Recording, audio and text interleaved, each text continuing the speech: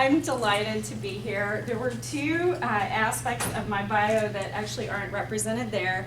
I'm a twice alum of this institution. I have my MSW from here and my PhD. And in the course of my time here, the last 23 years, I've played many roles, including as a staff person at the Brown School. So I'm delighted to be here. I'm delighted that HR has invested in the staff of the university in this way and offers this opportunity for us to get to know one another better. It is a decentralized university, and I think we feel the silos on a daily basis, so we appreciate you breaking those down for us. I want this to be interactive. It's an hour, and I want us to talk. I don't want to do all the talking today. I'm going to frame my remarks around the research that I'm doing on the changing mission of higher education and the role of civic and community engagement. And then I'm going to talk about the relaunch of the Gephardt Institute for Civic and Community Engagement and the work that we're doing at the university and how it may actually relate to some of the work that you're doing and how we can work together. But what I really hope happens today is that you leave here with a nuanced understanding of Washington University's role in St. Louis and the world. And I hope that that's the tenor of discussion that we can have today. So I'm just coming off of sabbatical, and I had the great benefit of really digging down into this research and looking at differences across institutions. And it's interesting to me that, and I'll just talk about Research One universities and those that are very similar to us, we're all undergoing a change. And in many ways, this is being demanded by society. So any of us could open the Chronicle, the New York Times today, the Washington Post, and we're going to read an article about higher education being under siege. We're too expensive, we're not inclusive, we're not necessarily responsive to our local communities, and there's an expectation that we're going to do business differently. We have historically divided up the mission of higher education into teaching, research, and service. And it's the service mission in many ways that's being questioned. Historically, we have approached service in the context of charity. Here we are on the Hill, we're the ivory tower, we are the experts. How can we come down and help you who have problems? And that doesn't mean we haven't had benefits to the community in that orientation, but it's in question. And I think all of us can take the past year in St. Louis and the landscape of Ferguson and realize that we are members as a university in this community, and we all have a stake in its social, economic, and political advance. That means then we all have a role in doing something about it. So we're not alone in that regard. We can look at what's happening in many campuses right now, from Mizzou to Yale and others. The demands are coming from our students, they're coming from society, they're coming from pundits, and it's not going to go away. We've got to figure this out. And in some ways, what the answer to figuring it out is to embrace a growing body of research around how to be a good partner. It's not about just being in service, it's about being in partnership with. It's changing the for to with.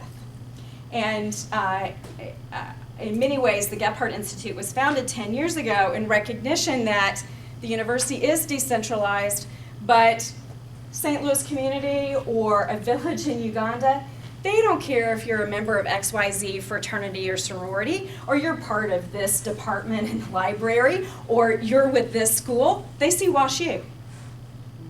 And so as a result, what can we then do in higher education on our campuses to provide a centralized support for our engagement?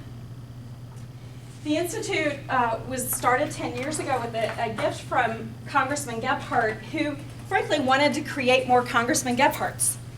He wanted to see a legacy working with the best and brightest right here at WashU that puts them on a civic path, where they are either active in government or active in their communities in some way.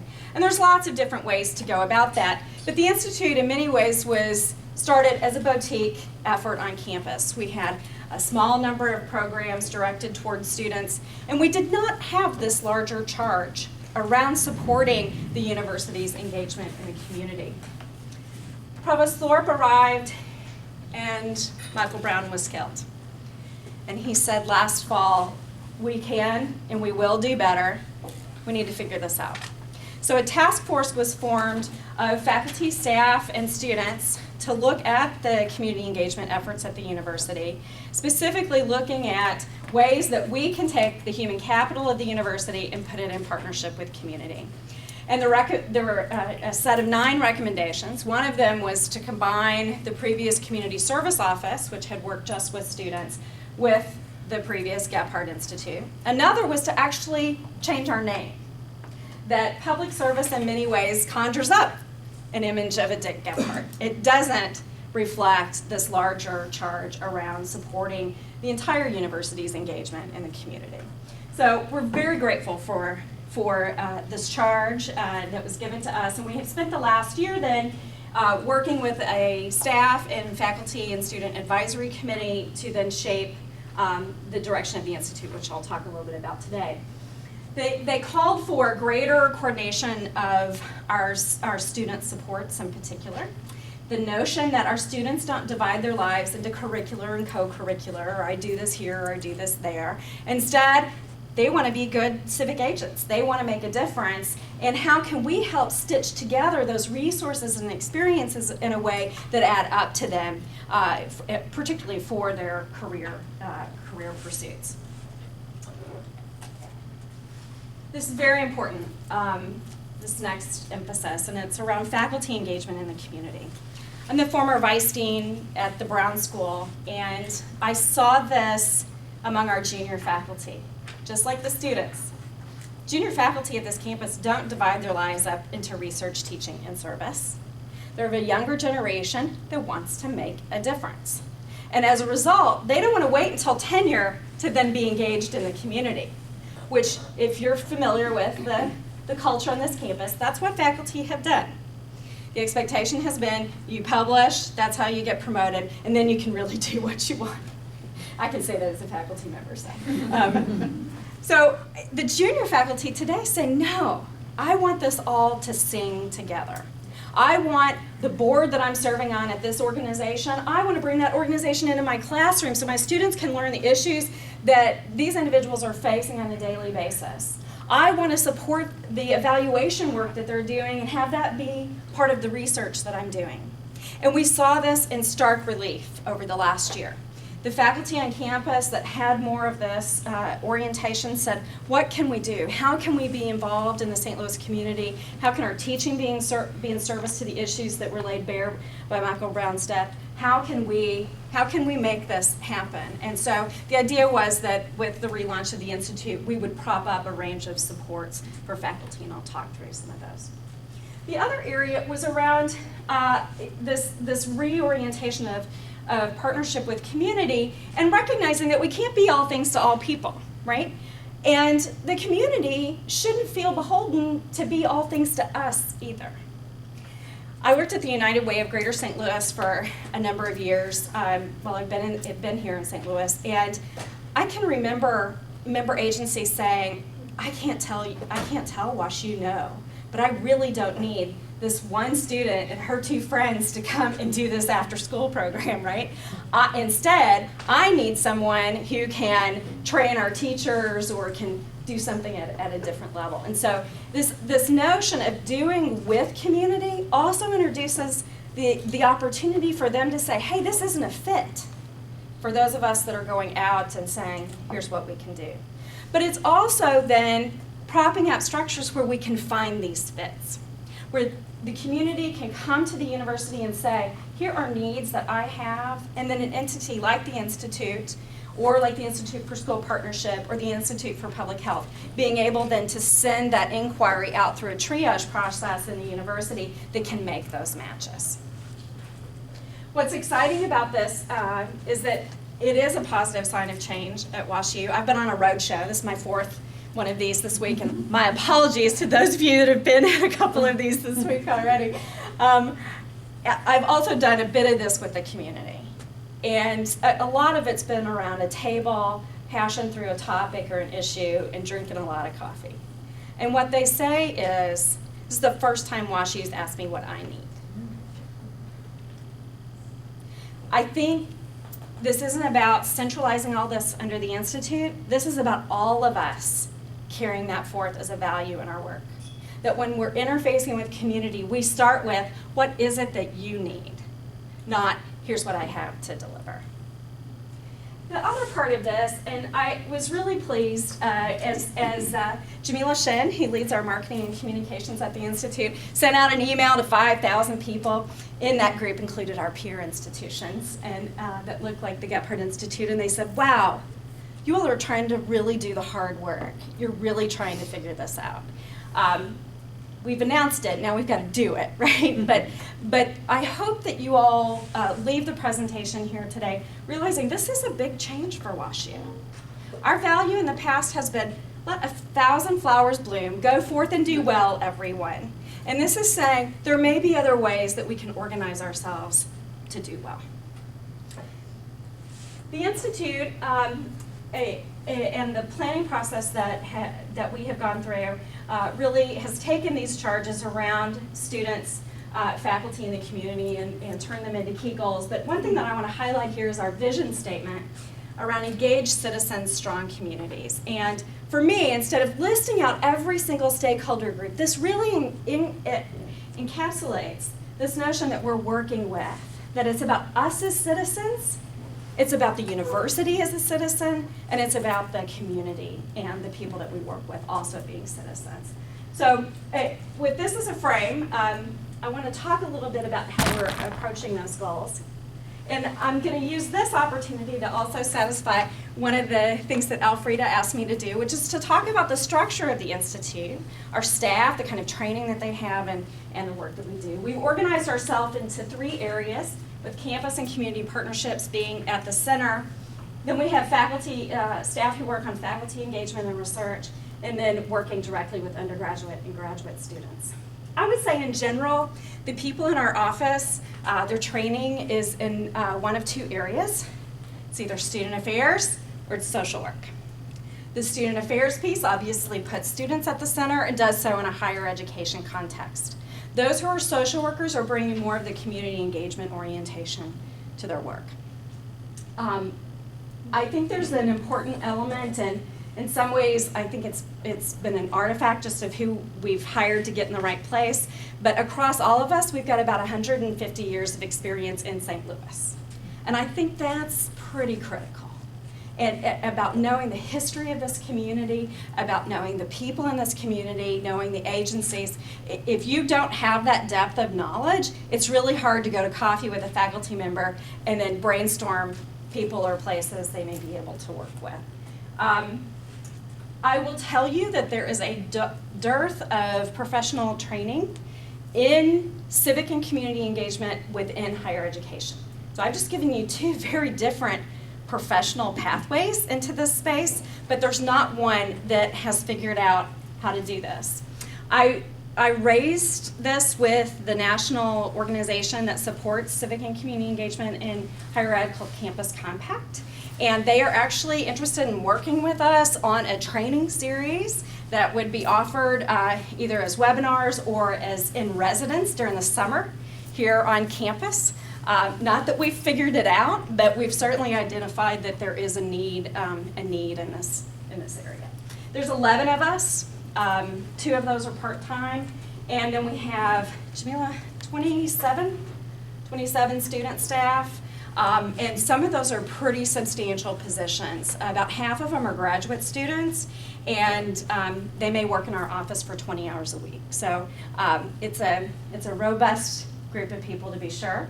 We also have faculty that are affiliated with the Institute. In addition to myself, Beth Martin and Bob Hansman have faculty appointments with the Institute in helping to spread this work across campus. So that's a little bit about how we're structured, and we can certainly talk more about that in a little bit. I want to talk now about the focal areas within the Institute, though one in terms of community partnerships is and Jenny Harpring in our office leads this work, She's trained as a social worker. She also has a master's in divinity as well, and she carries forth just this aura of be here now, those people that are really listening to you when you're meeting with them. They're not thinking of something else. The phone's not sitting out. She embodies that so well. And she brings that then to the work with our community partners, where she's there to listen and hear from them, and then she plays that triage function. I've named this first because I actually consider this foundational. If the Institute really is not going to look like its predecessor, and we're really going to embody these values of doing with, this partnership orientation is critical. One of the things that we're working on here, we're still doing our listening tour and hearing from people, but one of the things we're hearing is that the entire campus community would be interested in training on how to have effective partnerships and how to interface with community. So we're hoping to sponsor a series of trainings next year, and maybe that's even something we should talk to HR about. I got a thumbs up back there. And how we can roll out this sort of support so that everyone at the university can feel empowered to do this work and do it well. Campus connections and culture. So I mentioned the 1,000 flowers blooming earlier. The point is we have done good work in the community. There has been a whiff in the work that is happening, and yet people have kind of done it in spite of the organization and in spite of whatever their job formally may be, right? They've just done it because they believe that's the right thing to do. And those people deserve to be brought above the waterline of visibility. The Institute is charged with 2 sets of awards. We sponsor the Ethic of Service Award, which is named for Jerry and Bob Virgil. This award recognizes faculty, staff, and students, as well as alumni, who are making contributions to the St. Louis region. In many cases, for me, I find the staff awards to be the most, it's just really heartening how much our staff do above and beyond what's really expected of them. We also sponsor a new set of awards, and this is part of the relaunch of the Institute around community engagement. So a tenured faculty member, an alum, and a community partner are acknowledged for their work where they've gone off and in their careers or in their scholarship, in their teaching, they're embodying these ideals. We also are charged around campus connections and culture, thinking about above the waterline of we're responsible for all the national benchmarking and completing all those painful surveys around where WashU stands in its civic and community engagement. And the data that we report for that is collected through something called Community Counts. And it's been something we've done the last 8 years, and we're looking at trying to bring it really into the 21st century and to make it as technologically easy for people to complete and that sort of thing. So I anticipate that over the next few months, regardless of where you sit in the university, you'll see some communications about that, because we want to be as thorough as we can in tracking how the university is interfacing with the community, not just for these benchmarking purposes, but as you can think, for the community partnerships piece. And I'll just give an example. We have a couple of agencies that have scores of touch points with the university. And they have called the Institute this year and said, we're at a breaking point, can you help us manage all of this? So they're partners who don't want to say no to that faculty, or they've got a good match, right? Or that student. But they have found that their volunteer managers or their executive directors just cannot keep up with it all. And what role then can the Gephardt Institute play in helping be that intermediary between the university and the partner, where there's one point of contact and not, 12 or 15. Community-based teaching and learning. So I mentioned a renewed charge around faculty. I have worked over the past year with faculty from all of the schools to analyze how faculty are utilizing community in their teaching. And we found that it falls across 3 lines. One is to put community issues as the focal point for whatever substance that they're addressing.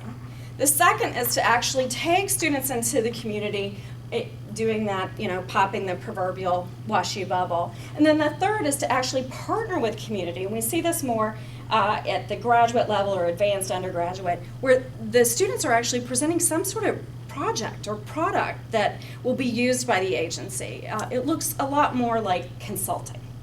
So across these different categories, the faculty are saying there's hard costs to doing this, and a lot of them have been paying them out of pocket.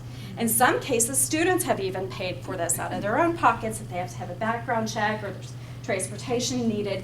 And so the provost has asked for us to sponsor programs and initiatives that will begin to remove these barriers and to make this a much more equitable kind of pedagogy that faculty can use. We're really excited about this. We have done a couple of input sessions. Community partners actually find this to be one of the most beneficial ways of partnering with the university. And it's because it's approached as education for the students as well, and they are then elevated in their role as a co-educator in this process. It's not just seen as service, but that they, being on the front line of whatever issue it is or being immersed in that particular community or population, they can bring that knowledge forth in concert with the faculty member. And they really appreciate having that kind of role. Now sometimes what gets produced isn't that great, but having that open communication with the faculty member to then give that feedback, right? And that's a great learning experience for our students. On the faculty engagement and research, I would say that WashU's behind in this particular space. Rarely do our faculty talk about the process of doing their research. Many of our faculty do intervention-based research where they're working with community agencies, but they're just focusing on whatever outcomes they found. They're not reflecting on the process. And so when you look at our different disciplines, we're behind then in presenting at conferences on this topic or doing research and writing on this topic. So we're pleased that we have a new MSW, Matthew Bacco, in our office, whose job is to support faculty as they think through their research in this area and to present opportunities for them to share this work with others. We also play a major technical assistance role. Just think about being a faculty member that's not even from the United States, and you move to St. Louis, but you want to teach in the community, or you need a partner for your research. We help to provide that kind of support. And I mentioned the Institute for School Partnership earlier and the Institute for Public Health. They are certainly leads for those faculty who are wanting to work in schools or in public health issues, but we help the rest. In terms of undergraduate and graduate students, there are, I would really split our work in two ways. One is around the signature programs that we do offer, and I'll talk a little bit about those later as tangible examples, but then also the advising that we do for students. I've talked about the 1,000 flowers blooming. I've talked about those poor community partners who want to be able to tell them no, right? We have actually done our students, I think, a disservice, and not just us, but higher education overall, in emphasizing action and emphasizing service over the education that needs to happen for community engagement. And we are experiencing a shift in our office where we are trying to educate students around the issues, around the community first, before they actually then pursue any sort of action, informed action. And this is a major shift. And there's going to be students that just keep doing what they're doing. Those of you that are in Res Life and other places in the room, you guys know, right? They're just going to do it. But we really feel like this is our responsibility then to begin introducing incentives for them to be much more informed so they can be more effective in their work.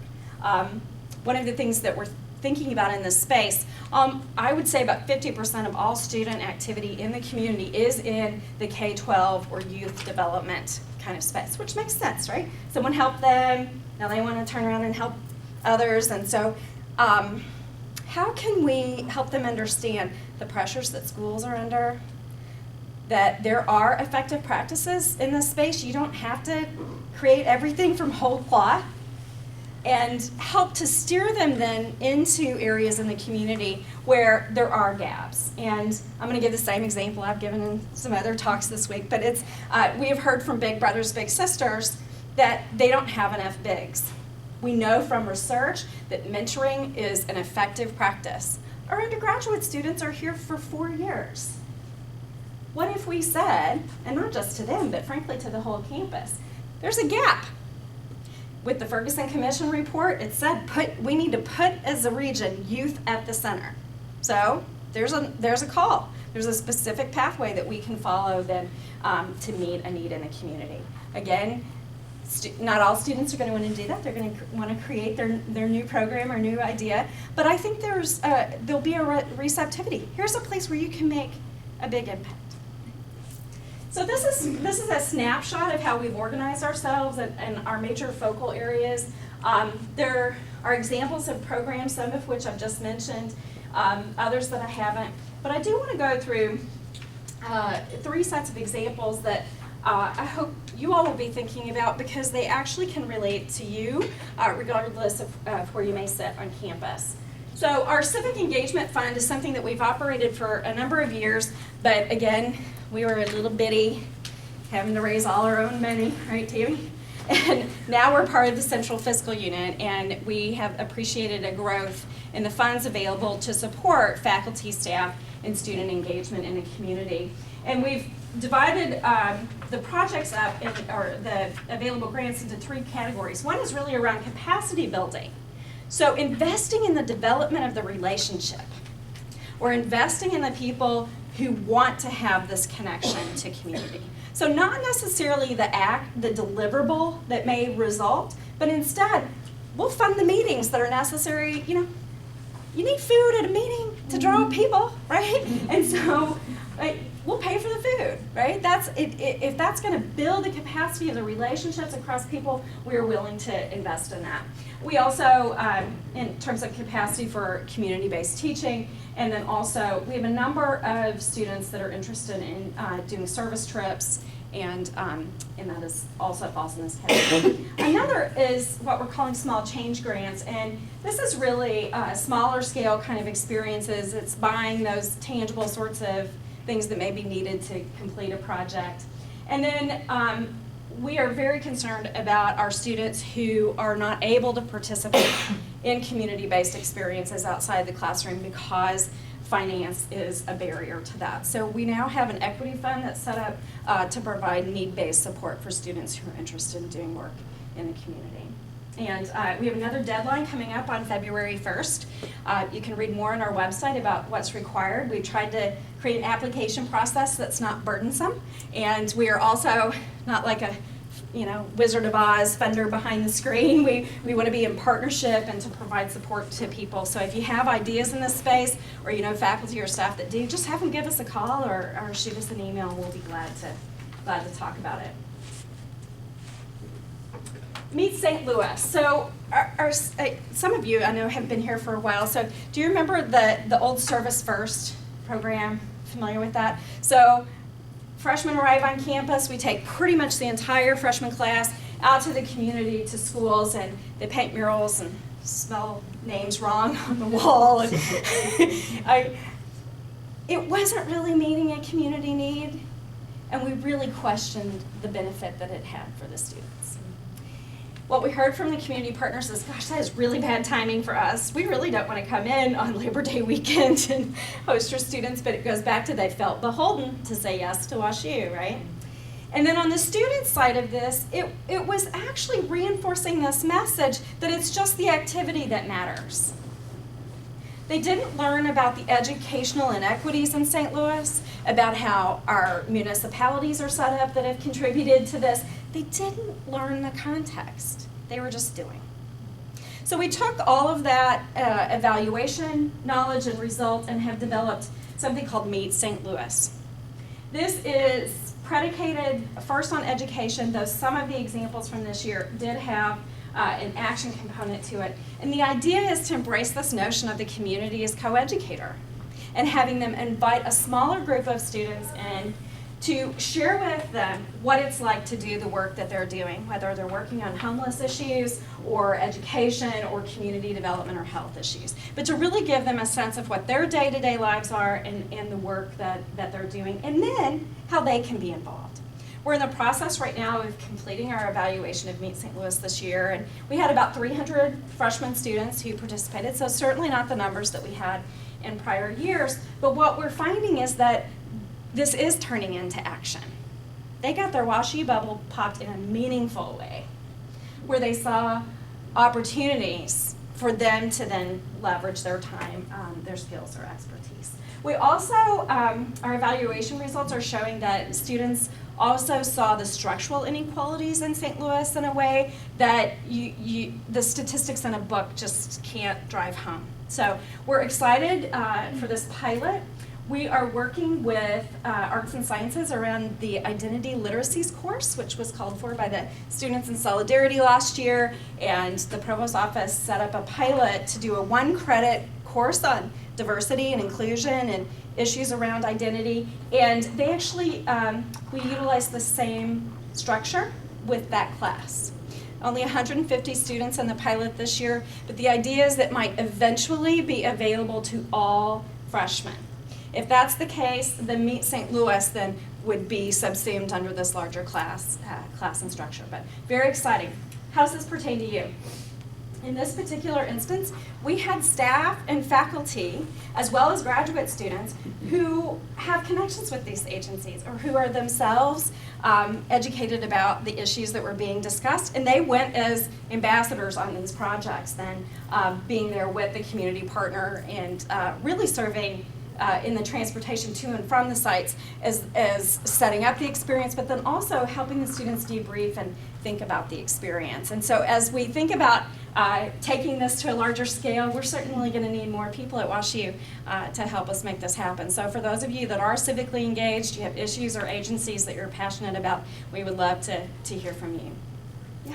I'm also curious, this is the pilot, yeah. So will there be a little bit of research where you'll maybe track, I'm very curious of these type of experiences that offer more breadth, or more depth actually. Yes, that's right. Will they influence their career outcomes, and will they influence them whether they will stay in St. Louis for a while and work after? So I'll tell you what the research would already say about that outside of an evaluation of this specifically, and it would say no. That it's not one experience that's truly transformational, it's a collection.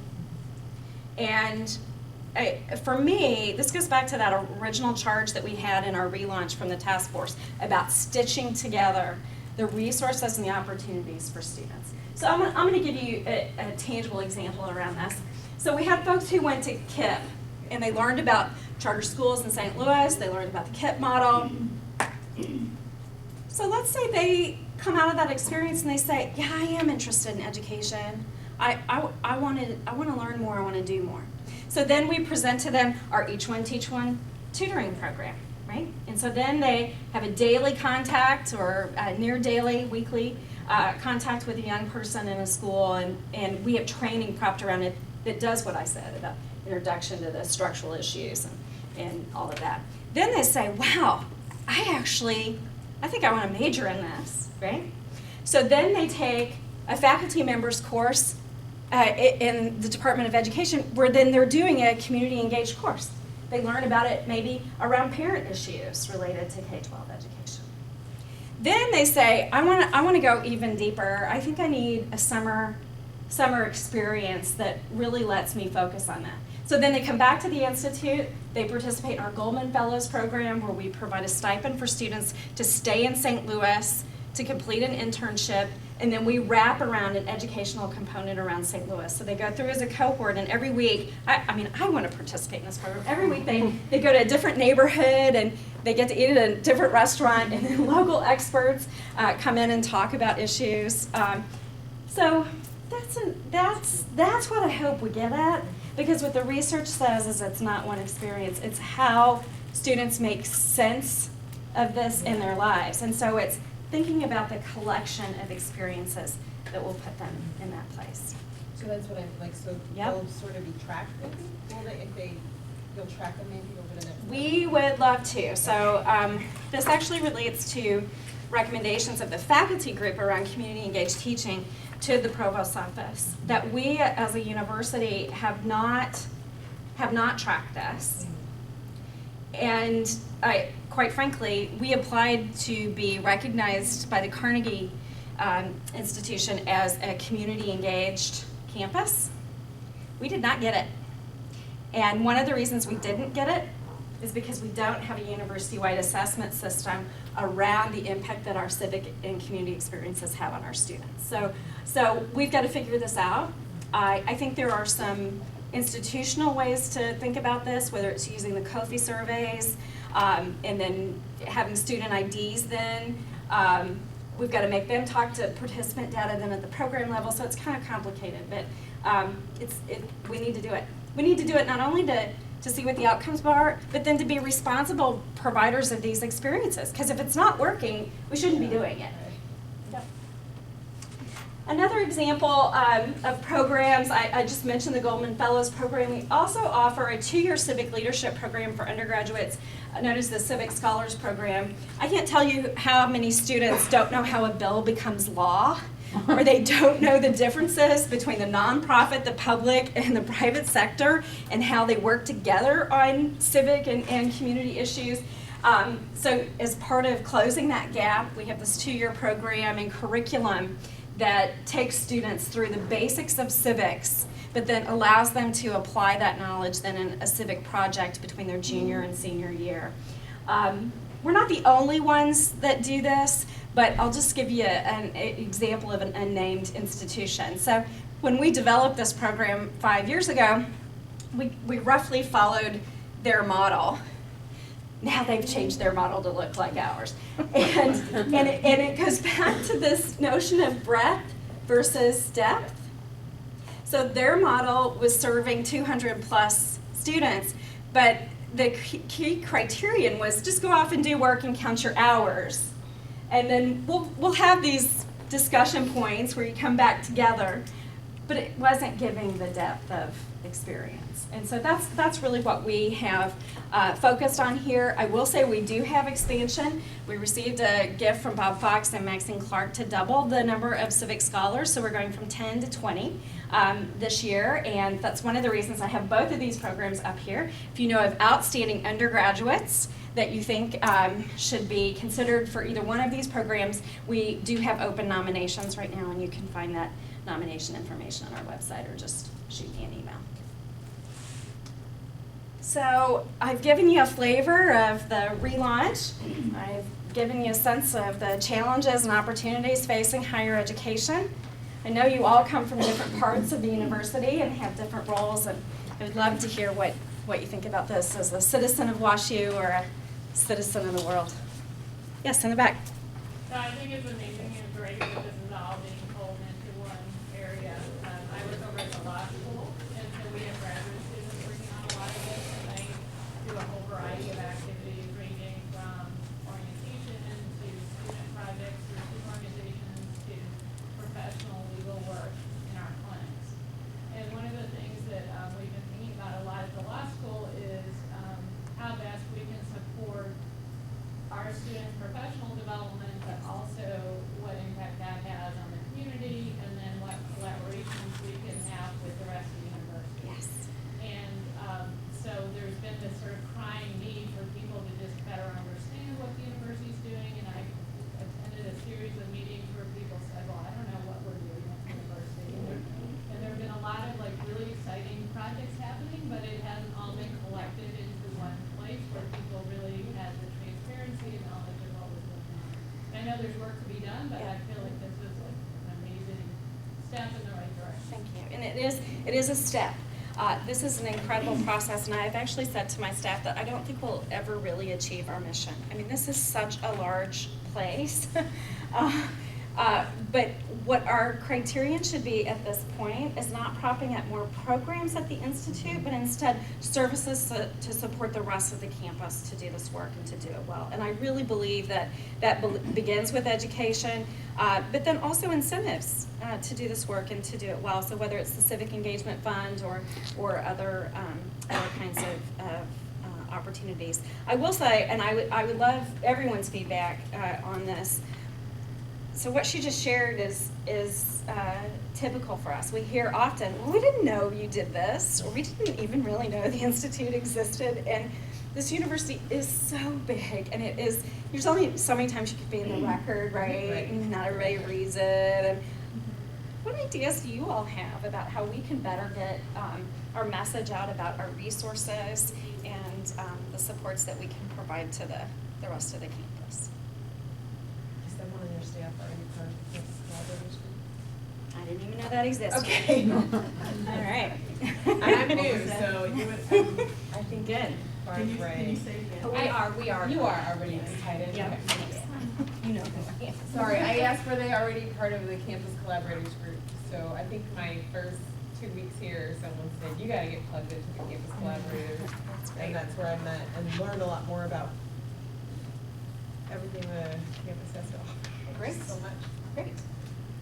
Other thoughts? Yes, please. I work in HR communications. I took so many notes on this. I'm so excited because I talk to Jamila sometimes about this. But I think really, I mean, my job is to communicate about, human resources, services and programs. But really what it's come to be, the longer I'm here, is about connecting employees. And we're such a central department that I feel like through these kind of opportunities and, where we get people from all over to come together. Yeah. And maybe our Yep. website, we Yep. can connect Yep. in. I also see this as a really good engaging activity to meet other colleagues. As, bonding over something that Right. is meaningful.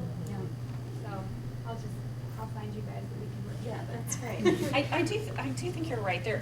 This is unique, but it's not exceptional. So there are other entities like this or groups where different people across the university are brought together, and we should think about then this roadshow, right? Then being in front of those groups.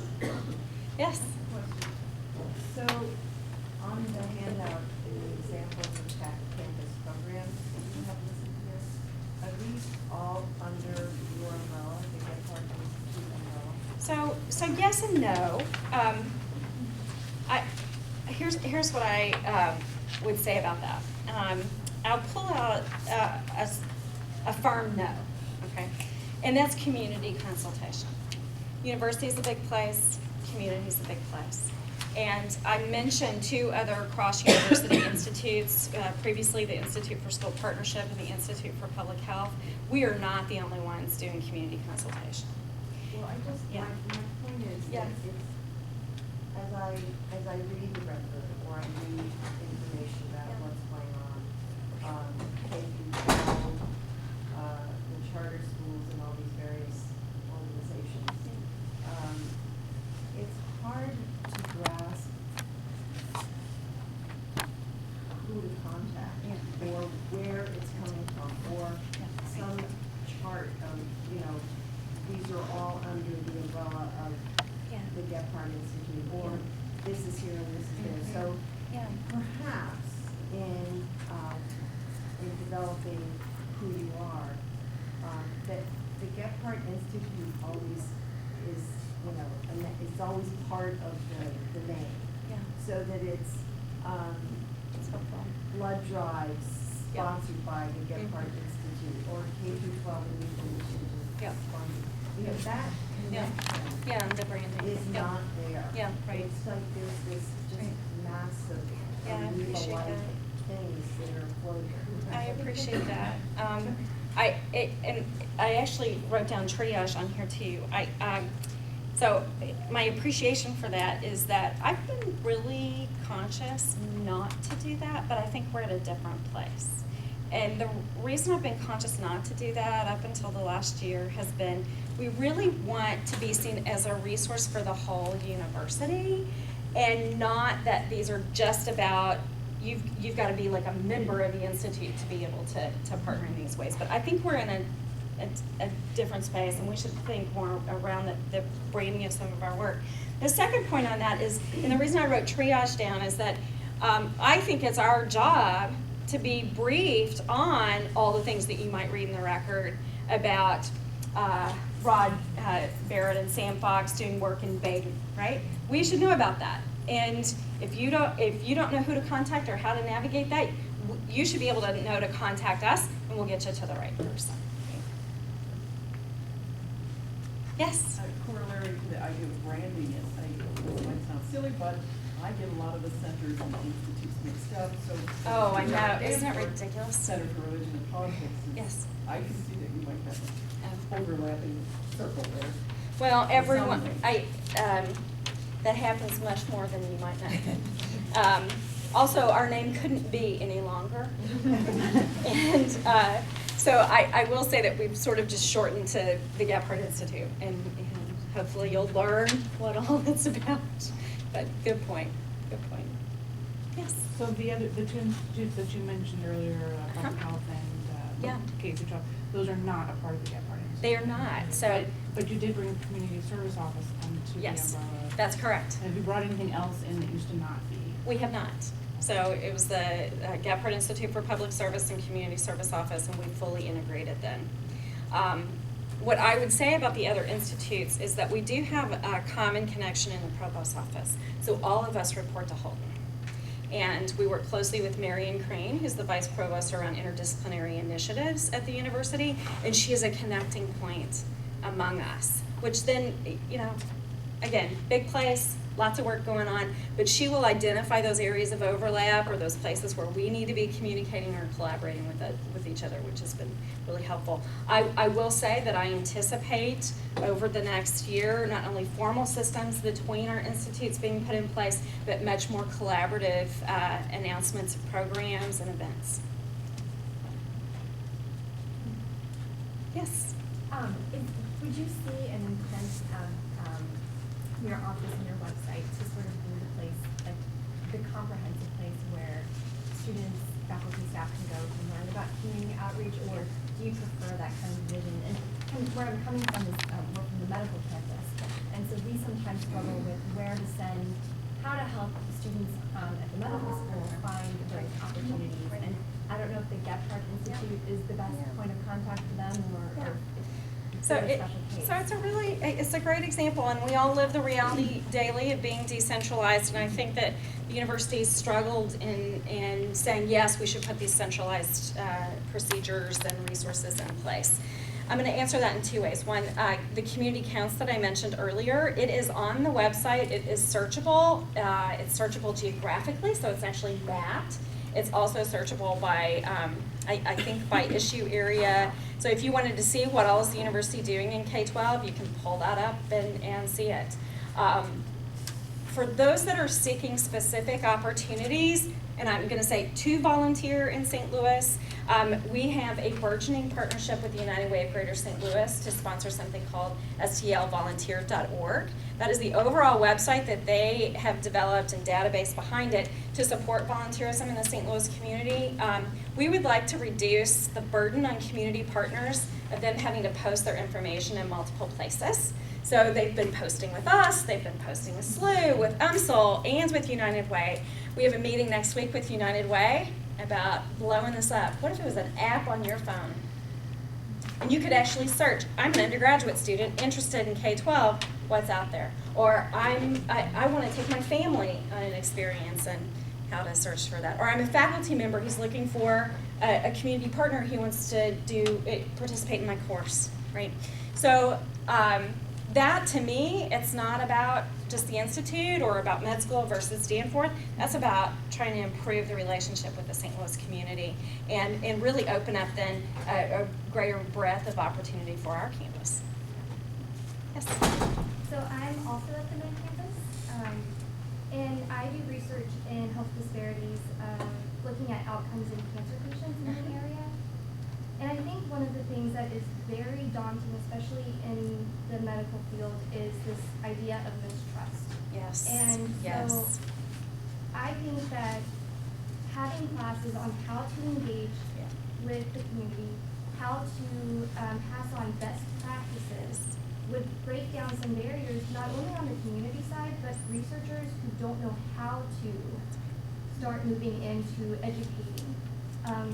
I think that it's kind of a scary place. You don't want to be the white ivory tower, That's right. you know, up on Right. the hill, but you Right. also want to do something and Yes. just don't know how. Yep, that's So right. I think that would be really great if y'all could create some programs where you train investigators and staff members and research coordinators on how to incorporate their work. Well, and I'm glad you started off that you're on the medical school campus. This is something we're talking about doing in partnership with IPH, so that it actually can be something that's university-wide. Yeah, you're on to it. Our time's up. I see one more hand. Do we have time for one more? Sure. Yeah. Just one more comment. I think there's been one of the kind of exciting developments of this happening and people on campus being really engaged around a lot of these issues in St. Louis are the people people are coming up with a lot of exciting ideas, and and it's sort of unclear where to filter them to. I had a particular idea, I sent it to like 5 different people, but I didn't know whether it was something that was already underway, or it would actually, I was hoping to like turn it over to someone else to run with it. I don't know that there's like an actual good way to do that. Yeah, so with our relaunch, we have been bombarded with this, and we hadn't really thought about the infrastructure that needed to be put up to filter this sort of thing. So we're considering things like intake on the website, or making it very clear you can call XYZ person at the Institute and talk through your idea. We have office hours for students. We've actually thought, what if we had open office hours for faculty, staff as well? So we haven't figured it out yet, but we have identified this as a need as well. We welcome your input today or any other time. Thank you.